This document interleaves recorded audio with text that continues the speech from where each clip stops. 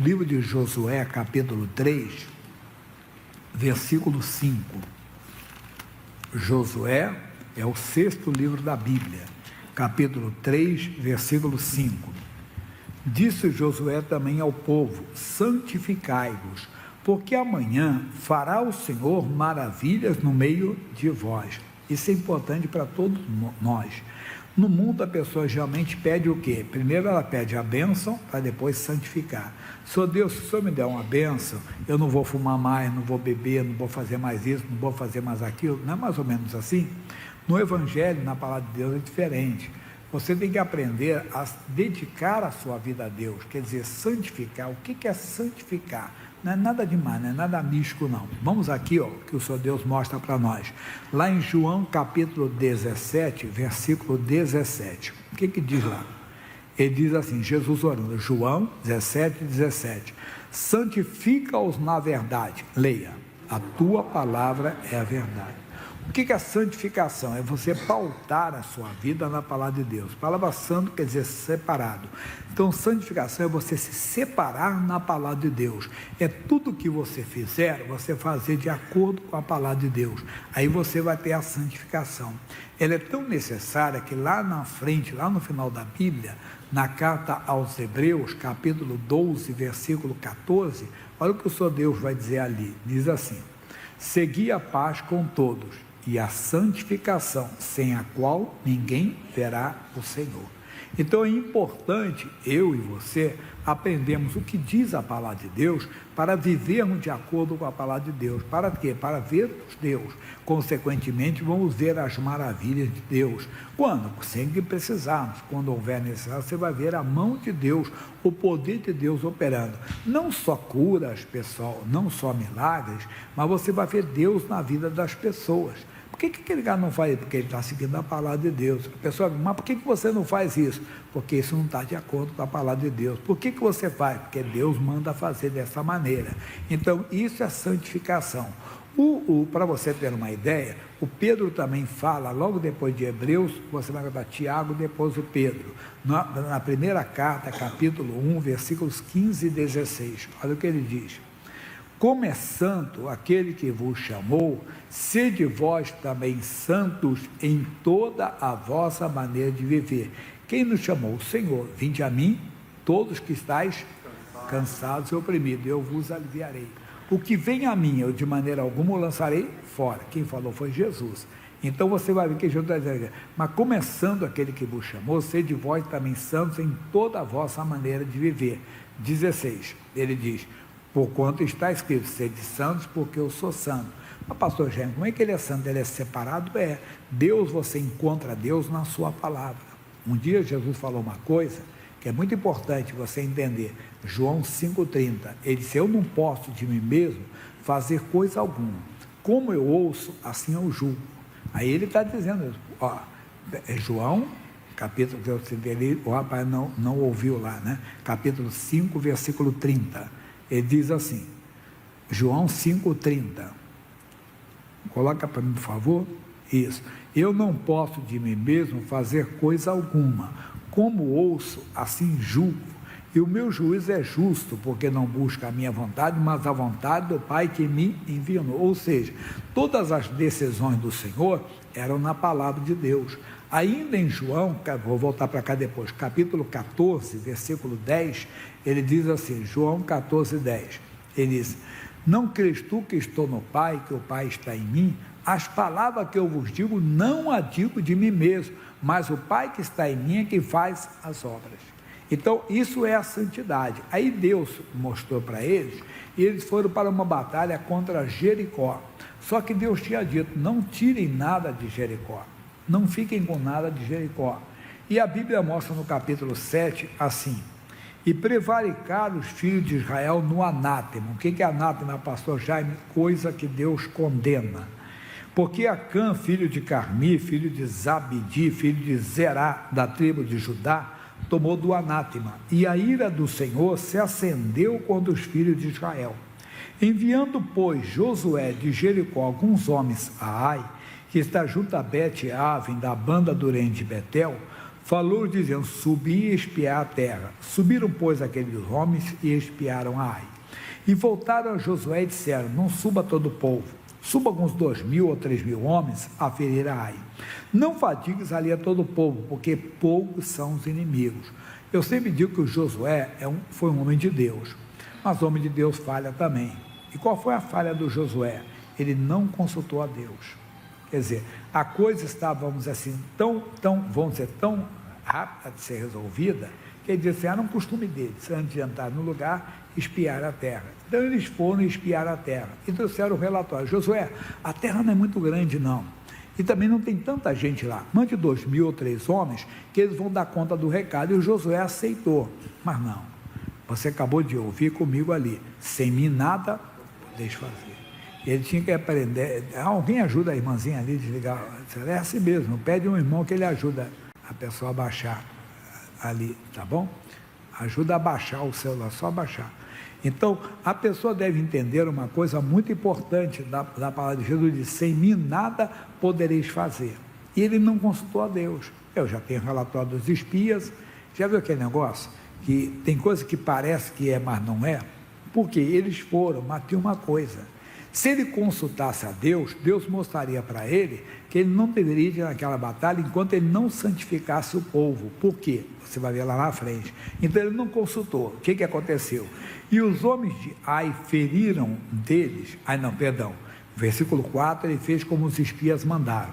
Assim subiram lá do povo alguns 3.000 homens, os quais fugiram diante dos homens de Ai. E os homens de Ai feriram deles alguns 36, e feriram desde a porta até Sebarim, e feriram-nos da descida, e o coração do povo se derreteu e se tornou como água. Então Josué rasgou as suas vestes, e se prostrou em terra sobre o seu rosto perante a arca do Senhor, até a tarde, ele e os anciãos de Israel, e deitaram pó sobre as suas cabeças. E ele fez uma oração que nós também costumamos fazer. O que ele disse? Ele diz assim: e disse Josué: Senhor Jeová, porque com efeito fizeste passar este povo Jordão, para nos dares a mão dos amorreus, para nos fazerem perecer? Tomara nos contentáramos com ficarmos da além do Jordão. Senhor, que direi, pois Israel virou as costas diante dos seus inimigos? Ouvindo isso, os cananeus e todos os moradores da terra nos cercarão e desarraigarão o nosso nome da terra. E então, que farás ao teu grande nome? Deus vai dar uma bronquinha no Josué. Então disse o Senhor a Josué: levanta-te, porque estás prostrado assim sobre o teu rosto. Somos nós. Deus, por que o Senhor me fez chegar até aqui? Deus, eu saí do álcool, saí das drogas. Deus, eu larguei isso, larguei aquilo, para te servir, para andar contigo. Agora estou sendo envergonhado. O que os meus amigos vão dizer? O que as pessoas vão dizer? Foi para a igreja, quebrou a cara, está dando tudo errado na vida dele. Não é mais ou menos assim? Foi para a igreja, o que adiantou ir para a igreja? Está numa pior, estava numa boa, está não sei o quê. Não. Todas essas coisas aconteceriam, mas só que agora, quando você tem Deus, é diferente. Deus vai dar uma bronca nele. E Israel pecou, e até transgrediram o meu conselho que lhes tinha ordenado, e até tomaram do Anat, da coisa que eu condeno. Por quê? Quando eles entraram lá, Deus deu uma ordem expressa: não tirem nada de Jericó, não fiquem com nada de Jericó. Mas aí nós vamos ver o erro. E um homem chamado Acã, que nós vamos chegar até lá agora, não dá tempo de chegar a isso, ele, quando entrou, ele viu uma capa babilônica. Quando ele viu aquela capa babilônica, ele desejou, ele cobiçou. Isso é uma coisa muito que a pessoa tem que tomar cuidado. Não cobice aquilo que Deus proíbe, aquilo que não está de acordo, porque você vai ser tentado sobre aquilo. A Bíblia fala lá em Tiago, capítulo 1, Josué estou nele, Tiago, capítulo 1, versículos 12 e 13. Veja só isso aqui, que é importante você entender. Bem-aventurado o homem que sofre a tentação, porque quando for provado, receberá a coroa da vida, ao qual o Senhor tem prometido aos que o amam. Versículo seguinte: ninguém sendo tentado, diga: de Deus sou tentado, porque Deus não pode ser tentado pelo mal, e a ninguém tenta. Agora olha o 14, que vai ser forte: Ele diz: mas cada um é tentado quando atraído e engodado pela sua própria essência. Quando ele entrou lá em Acã, ele viu a capa babilônica, ele desejou no seu coração. Como ele desejou, ele tinha a oportunidade, que ele viu que ninguém estava vendo, e ele pegou aquela capa babilônica. Se você tem uma vez uma tentação, um desejo que você sabe que é algo errado, irmão, entre em oração séria, repreenda aquilo, entenda bem, porque senão aquilo vai ser oferecido para você. E sendo oferecido, você vai aceitar, porque você não repreende o desejo, você não repreende a vontade, não é a prática, não é o pecado, é só a tentação que você deve repreender, e não conviver com a tentação, que a pessoa às vezes quer conviver, está maldoando seu desejo, o diabo, sua vontade. Por quê? Porque eu sou morto para o pecado, porque eu sou de Jesus. Se você não repreende, convive, a hora que você tiver a oportunidade, você vai ceder à tentação, como foi o caso aqui, entenda? Na oportunidade, o Acã pegou a capa babilônica, pegou o ouro, a prata e levou para dentro da sua tenda. Por que ele pegou o ouro e a prata? Porque um abismo chama outro abismo. A pessoa comete uma coisa errada, daqui a pouco ela comete outras, vai vivendo outras, como se não houvesse nada demais. É verdade. Eu costumo dizer que ninguém costuma beber um copo de pinga de uma vez, quando toma um pouquinho, né? Como vai mais. Ninguém que chega e fuma um cigarro de maconha, como diz o pessoal, é doisinho no baseado que ele vai dar, daqui a pouco ele pega aqui, vai, um abismo vai chamando outro abismo. E ele fez isso, ele entrou nessa cilada, agora o povo está sofrendo por causa dele. Olha o que Deus vai falar, 12, diz assim: e pelo que os filhos de Israel não puderam subsistir perante os seus inimigos, viraram as costas diante dos seus inimigos, porquanto estão amaldiçoados. Atenção, hein? Olha o que vai dizer: não serei mais convosco, se não desarraigardes o anátema do meio de vós. Isso é importante para nós. Andarão dois juntos, se não estiverem de acordo? Ele estava andando com aquilo que estava errado, ele tinha que tirar do meio. Olha o 13: levanta-te, vamos lá pessoal, santifica o povo, e dize: santificai-vos para amanhã. Mas Deus já não tinha falado isso para eles? Teve que falar de novo. Tem muita gente que tem que voltar ao primeiro amor. Você sabe onde errou, então você não adianta, tem que tirar aquilo. Deus não vai poder conviver com o pecado, Deus não vai endireitar o pecado, Deus não vai consertar o pecado. Se eu tenho uma coisa que Deus condena, se você tem, nós temos que anular aquilo ali, renunciar. Deus não vai poder andar contigo. E isso tem muita gente que quer que Deus, não, eu peço perdão a Deus, mas não, tem que deixar. Em Provérbios capítulo 28, versículo 13, a Bíblia diz: aquele que encobre as suas transgressões nunca prosperará, mas o que as confessa e deixa, alcançará a misericórdia. Não é só confessar, é deixar, abandonar, porque a fé sem obras, ela está morta. Tiago 2,26. Assim como o corpo sem o espírito está morto, a fé sem obra também está morta. Então, se a pessoa se arrepende mesmo, ela não quer mais saber daquilo, ela larga aquilo, ela larga, entenda bem, a prática pecaminosa, ela larga o erro.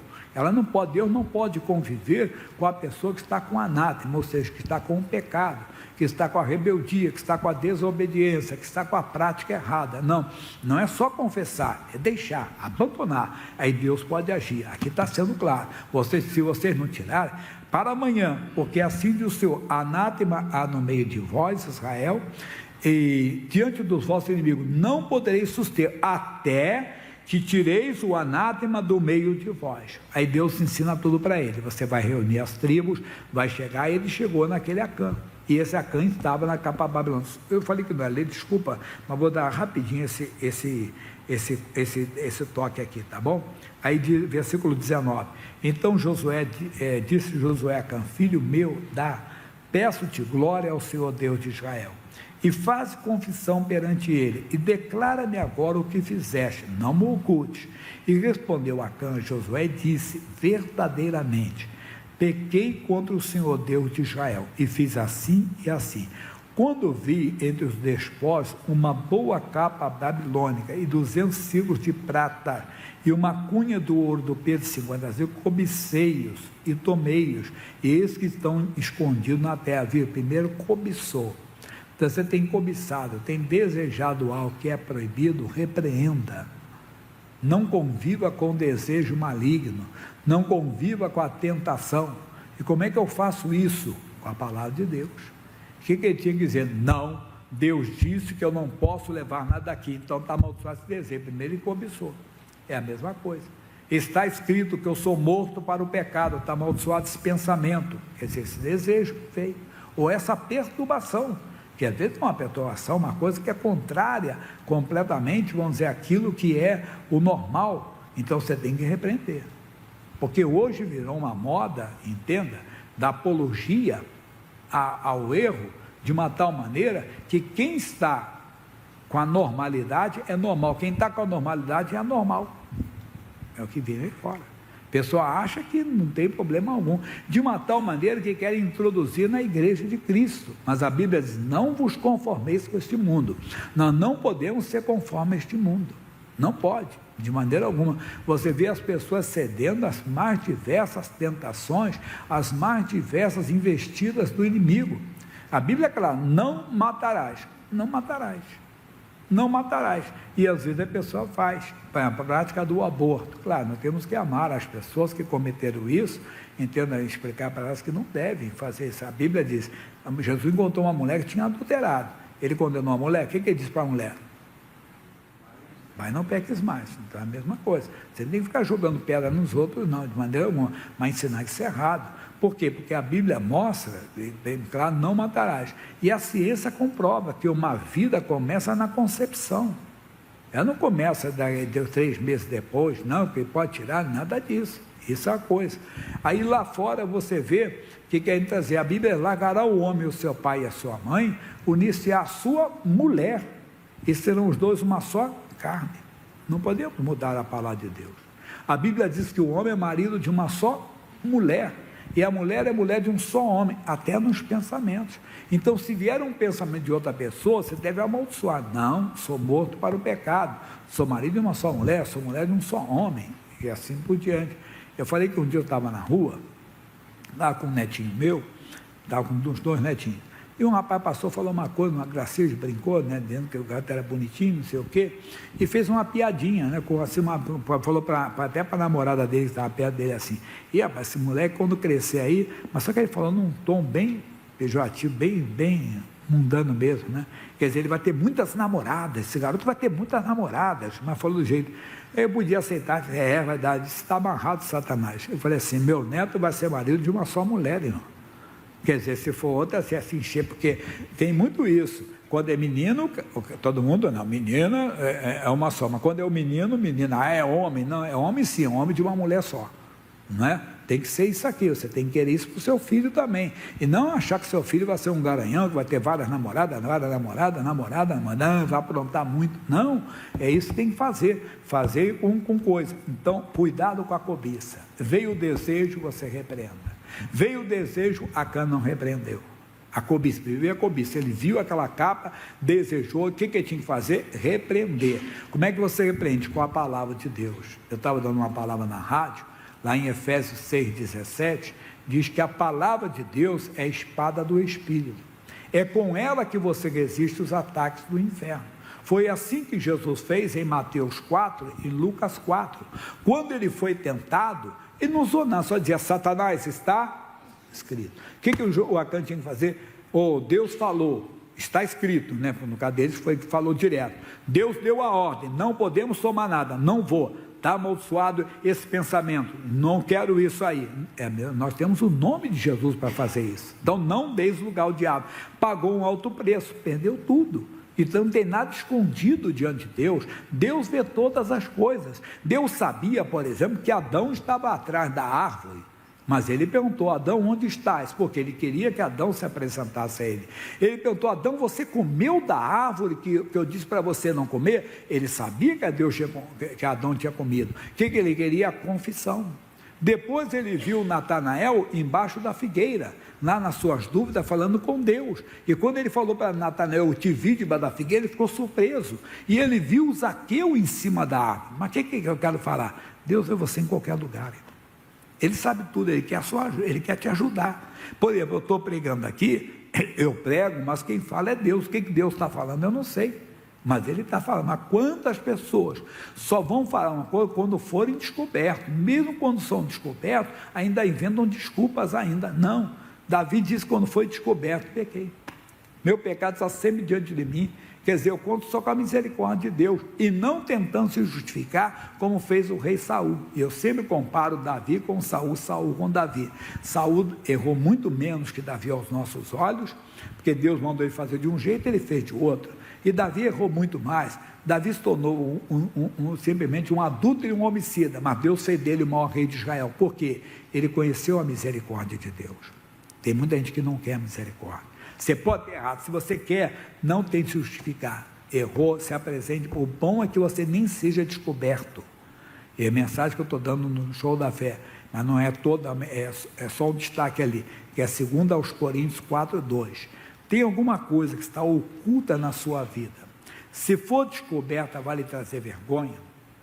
Irmão, confesse, procure a quem você ofendeu e acerte. Fale com Deus, Deus vai te ajudar, pode ter certeza disso.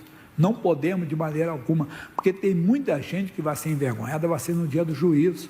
O profeta Daniel profetizou dizendo: muitos ressuscitarão para a glória eterna, outros para vergonha eterna. Porque esconderam, não acreditaram na misericórdia de Deus, não creram na misericórdia de Deus, não creram no amor de Deus. Tem que crer na misericórdia de Deus, crer no amor de Deus, falar: Deus, eu tenho errado, o Senhor sabe tudo a meu respeito, e Deus é poderoso para ajudar. Amém?